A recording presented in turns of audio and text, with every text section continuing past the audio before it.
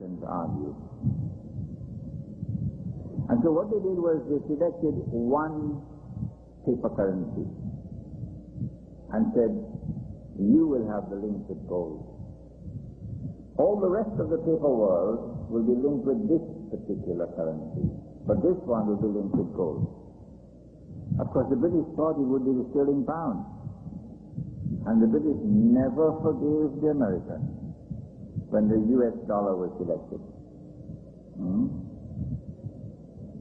The link was $35 to 1 ounce of gold.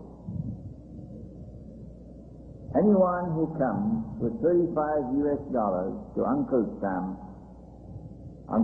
must give him an ounce of gold.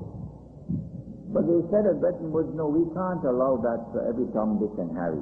The only government. If a central bank comes with $35, the Americans will have to give it an ounce of gold.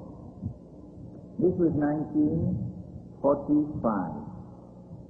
And this system operated from 1945 to 1971. That's why I tell this story from 71. I'll tell you this story in a moment and then we stop. Because we are so innocent. We don't know what's happening in the world. Are we being duped? Are we being ripped off? And guess what? We deserve it. We deserve it. We deserve the slavery into which we are now entering. Because we've betrayed Allah. And we've betrayed His Messenger, sallallahu ta'ala alayhi wa sallam. And we've betrayed the truth that Allah sent to us. And gave to us, لِتَكُونُوا شُهَدَاءَ عَلَى النَّاسِ. From 1945 to 1971, it continued. During the Vietnam War, however, Uncle Sam printed a lot of paper.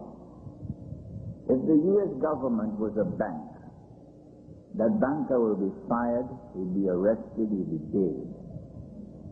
You're printing paper and you don't have the gold to back it up. That's fraud. The British realized what was happening. And the British thought it was time for us to now pay them back in their own coin. Because in 45 the British thought that the sterling pound would have been the currency, and London would have been the center of the International Monetary Fund, not Washington. So in August 1971, the British came in one Friday evening with $3 billion and said to Nixon, we want the gold. And Nixon couldn't give the gold because they had printed paper for which they didn't have gold. It was just a fraudulent system waiting to corrupt. And the British brought it down. There was mud on the face of the Americans. But Nixon skillfully turned it around. He went to Camp David, and then on Sunday, he announced to the Americans, we are no longer going to recognize the right of anyone to come to our country and demand gold. Turn it around. Bretton Woods collapsed in 1971. And from 1971 to this day, little as you know it, it's just a world of paper out there. Just paper out there. How is that paper riba? It is riba. One form of riba is a transaction based on deception, gharar. A man is coming to the market with his goods.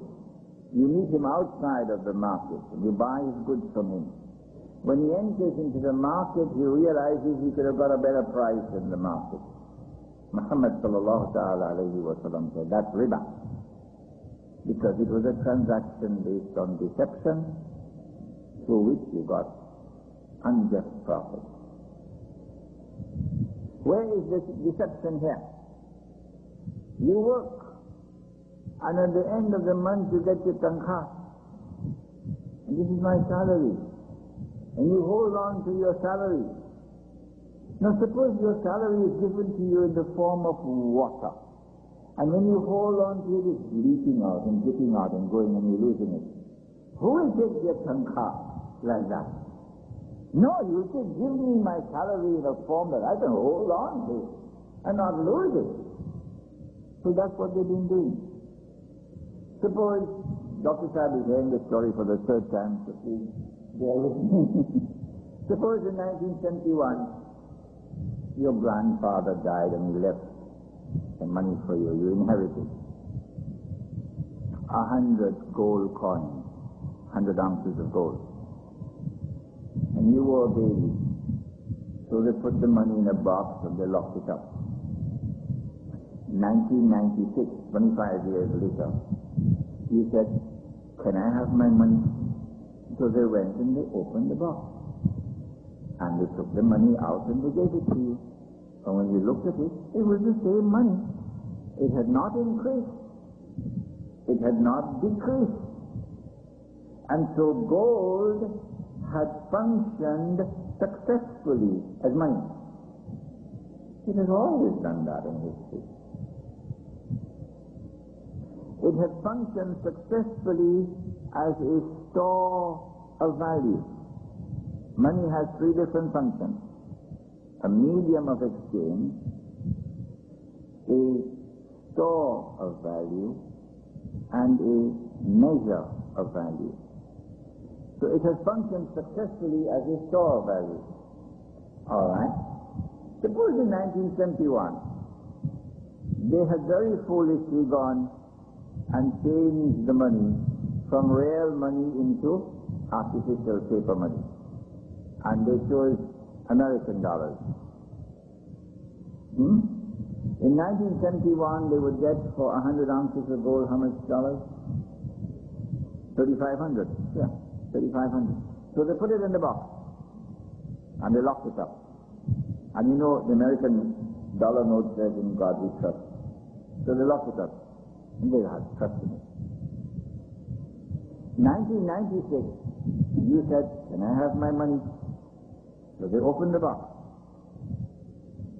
I use this story because it is effective to teach a lesson in monetary economics that otherwise you won't understand.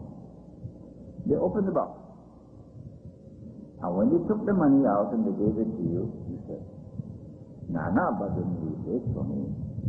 Could you be so kind as to get me the money that my grandfather left for me?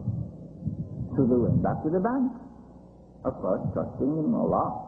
And they said, could we get back the money? The real money. Take back this paper. Give us back the real money. How much money did they get? How many coins did they get from the bank? How many? About 10? 29? 25? Yeah. They got 8. 8. 92% of your wealth had done it in 25 years. Paper had not only failed, but it failed miserably as money.